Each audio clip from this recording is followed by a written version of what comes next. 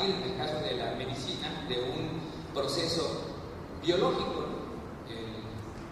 los agentes causales, las bacterias. O sea, hay todo un paradigma central para entender nuestro sistema de salud. Tenemos nuestras formas de clasificación de enfermedades, nuestros procedimientos diagnósticos, que puede ser desde un análisis de laboratorio o hasta la exploración física, mecanismos preventivos y procedimientos. Y lo mismo le puede suceder y podemos explicar a la medicina ayurveda, a la medicina unaní, a la medicina amchi del Tíbet. O sea, todos los sistemas que corresponden a culturas diferentes tienen estos elementos. Este es un esquema a partir, analizando la medicina tradicional china, donde ellos tienen en su sistema los elementos que le dan conceptualización, el yin y el yang, los elementos metal, fuego, tierra, madera, que determinan ciertas condiciones, y terapéuticas de calor frío. Ellos utilizan unas plantas que calientan y aplican en ciertos puntos del cuerpo que llaman moxa. Tienen terapias con agujas, la acupuntura, que la ciencia la explica desde la visión científica. Cuando investigadores médicos de Estados Unidos van a China y ven a un paciente operando de cirugía de corazón abierto y anestesiológicamente con agujas. Entonces se explica la acupuntura, pero desde la visión científica, no se explica desde su propio modelo interpretativo. La acupuntura japonesa, el redorago, la reflexoterapia, diferentes tipos de masajes como el shiatsu, el tuina, terapias de carácter emocional como el qigong, o ambiental como el feng shui. Incluso se escriben libros de feng shui para las oficinas, ¿no? Que acomoda la silla para que la energía, pero no se explica todo el marco filosófico conceptual, sino se toman elementos que más o menos entendemos desde nuestra cultura para las otras, ¿no?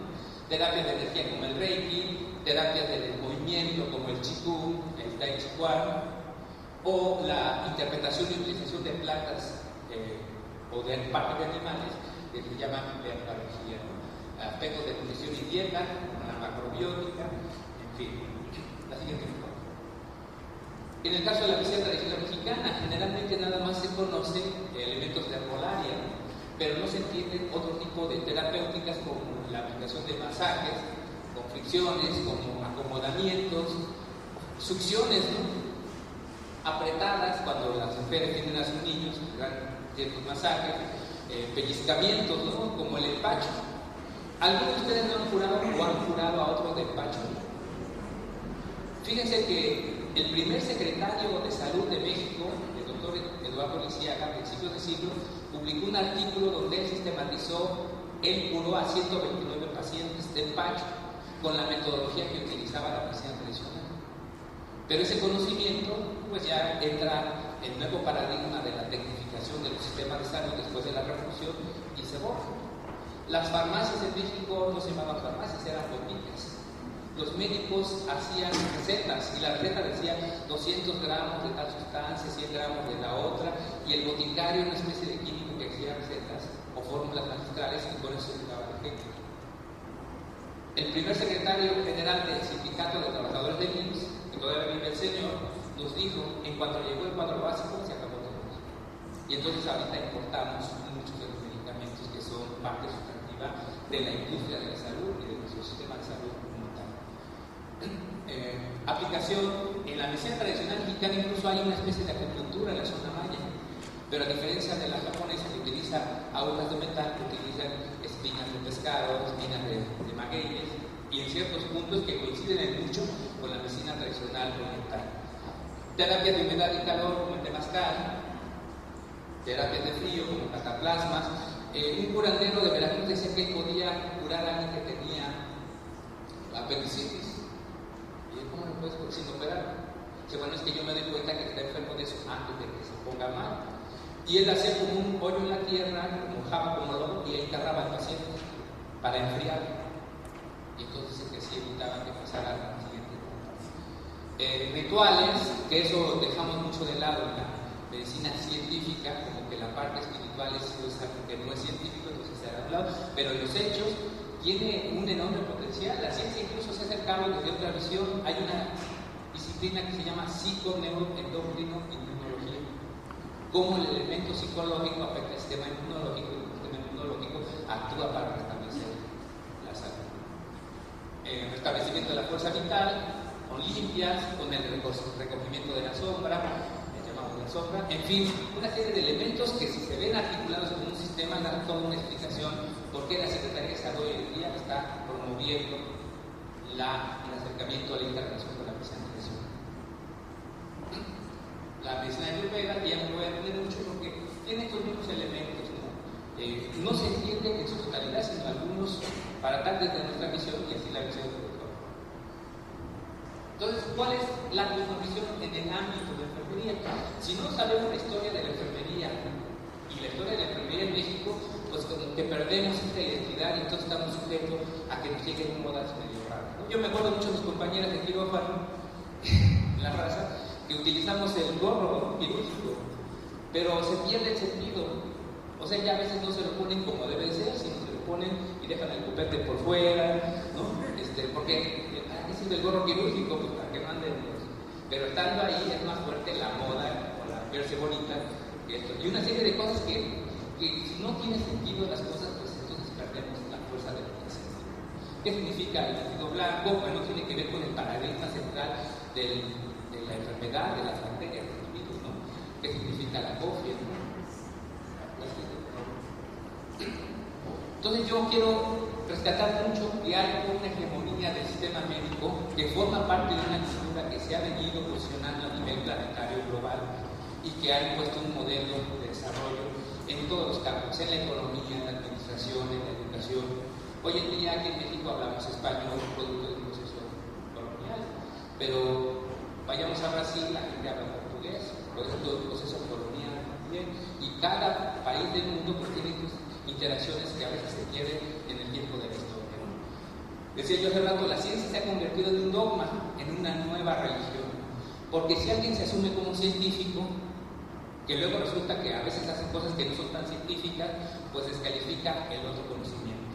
Les comentaba la teoría de Darwin, el origen de las especies a través de la selección natural. Cuando se publica y donde él difunde el conocimiento, la gente entendía que los hombres descienden de los monos. Y había una serie de burlas a su teoría, porque el tema central, lo que sostenía la explicación del universo en esa época era la religión. O sea, muchos años la religión judío-cristiana era la que imperaba en Occidente, y entonces de repente empiezan a decir que el hombre no lo creó Dios, sino que es producto de un proceso evolutivo. Y decían, no, pues que la mamá de Darwin era una changa, y empezaron a burlarse. Y sin embargo, eso fue desplazado con evidencias, pero hoy en día muchos procedimientos, muchas investigaciones se hacen supuestamente invocando a la ciencia, y en el fondo no tienen ese sustento como tal. Al igual que a los laicos no se les consideraba como aptos para poder interpretar las Santas Escrituras, desde entonces la ciencia y la verdad está bajo el control de los científicos. Y se ha descalificado la medicina tradicional y otras medicinas porque dicen que no tienen pruebas científicas. Pero también es muy presente que había una publicidad de un medicamento, el ácido acetilsalicílico, que hasta hace algunos años decía comercial, nadie sabe cómo alivia, pero todos saben que se alivia. Porque la ciencia no sabía cómo actuaba el ácido acetilsalicílico para funcionar con sus efectos antipiréticos, hasta que ya después se descubrieron los mecanismos, pero mucho tiempo se dio sin este sustento. En un mundo que toma conciencia de la diversidad cultural toma conciencia de su existencia. Y vamos metiendo ya la diversidad para ir a lo central. Como ejemplo, el microbio, esto Natasha Kirchner, a mediados del siglo XVIII, va postulando este concepto. Semmelweis en 1847, cuando se ponen a ver que cuando veían a las mujeres que iban a tener bebés, las revisaban en la tarde, después de que en las mañanas habían estado revisando cuerpos, sufrían de fiebre puerperal y se morían. Entonces empiezan a asociar la existencia de estos microorganismos y logran después demostrarlo, pero sin embargo en su tiempo a esta persona, Semmelweis, la ciencia médica de la época no le creyó lo que él decía y murió recluido en un manicomio porque lo denostaron, la persona estaba loca. Ya después con los descubrimientos de Pasteur, de Lister y de Koch se demostró la existencia de los microbios, pero hasta principios del siglo XX, cuando ya empieza la educación sanitaria como la conocemos, el lavado de manos y una serie de cosas. Como dice ahí, desde que se postula hasta que se realiza pasaron casi 300 años.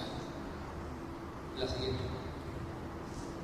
Y voy hacia el elemento tercero, el marco teórico de este concepto que todavía no está muy posicionado, pero que tratamos de ir contribuyendo a construir la enfermería intercultural. Dice ahí, en la Edad Media las mujeres que se dedicaban a la sanación de una manera casi profesional fueron quemadas, acusadas de brujas. Y no solo en Europa, sino también en Estados Unidos. O sea, las mujeres que tenían el control sobre los aspectos reproductivos, pues esa era una situación que no debería de ser. Y eran las brujas que salen en los cuentos, ¿no? Con su cazuela y utilizando, no sé, una serie de cosas. Detrás de eso había toda una hegemonía para quitarles el control de la reproducción a las mujeres. Entonces yo puedo decir que la enfermería surge desde una visión andocentrista. La ginecología nace a partir de la conversión del proceso natural, como es el nacimiento, el embarazo, en una patología. Hoy en día las mujeres van a los hospitales a aliviarse, ¿no? Como si estuvieran enfermos. No van a tener sus bebés, sino tienen que, porque hay esta visión que la cultura va formando, ¿no? El modelo biomédico establece el cuidado, se estableció el cuidado enfermero como una cualidad de género. O sea, las mujeres cuidan, las mujeres son las que atienden a la persona, pero el que supuestamente analiza es el médico. De hecho, la ley así lo marca. El reglamento de atención médica dice, solo puede ejercer el arte de curar el que tiene el título de médico. Entonces, aunque las personas se puedan curar con el cuidado enfermero, pues ellas no están curando, están cuidando. Yo recuerdo que como enfermero cuidé a un paciente que tenía hemiplegia durante más de 3 meses, le daba terapia, lo movía, pero no tenía yo ni teoría, pero había ese acercamiento con el paciente. Cuando en lugar de que se escarara, en lugar de darnos por un lado y para el otro, empezamos a moverlo, a flexionar el pie, que con una pelota empezara a hacer este tipo de cosas. El paciente después de 3 meses se curó, se levantó y pudo caminar. Y lo que me llamó la atención fue que cuando se retiró del hospital, le llevaron al doctor unos regalos bien ricos, que el doctor lo había curado, aunque él casi ya no iba por él. Y a mí me dijo, Dios, que te vaya bien, gracias por todo. Pero el que lo curó fue el doctor. Entonces, fíjense, una diferenciación, no estoy peleando, porque así socialmente se construye la diferenciación del trabajo. Pero la cosa está en que entendamos el porqué, ¿no? Para poder entonces